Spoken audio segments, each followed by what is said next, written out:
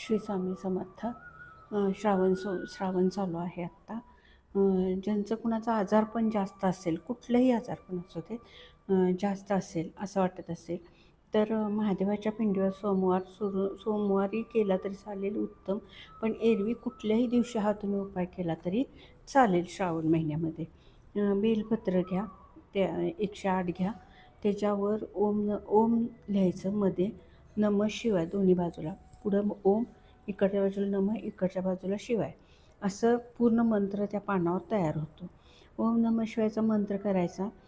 ती पानं महादेवाच्या पिंडीवर एक व्हायचं ओम नमः शिवाय, दुसरं व्हायचं ओम नमः शिवाय, अशी 108 पानं महादेवाच्या पिंडीवर व्हायची.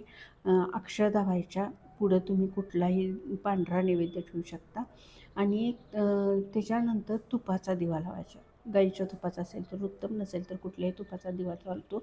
तो तुपाचा दिवा लावायचा. जेवढं शक्य होईल तेवढं हा 43 दिवस उपाय करा.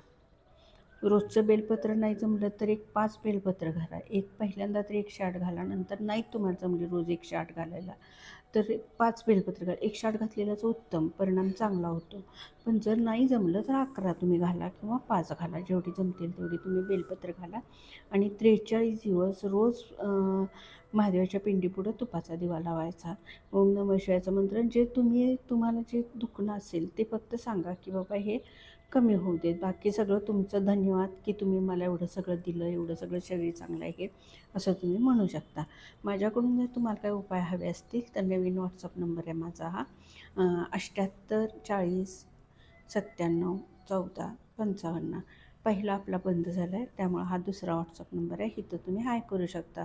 माझे जुने क्लायंट आहेत, त्यांनी फक्त हाय करून त्यांची नावं पाठवा, म्हणजे माझ्या लक्षात येईल की हे आपली कामं केलेली आहेत, तुमचे जे काय आहेत काम त्याच्यावर उपाय दिलेले आहेत, त्यामुळं मी ते सेव्ह करून ठेवेन.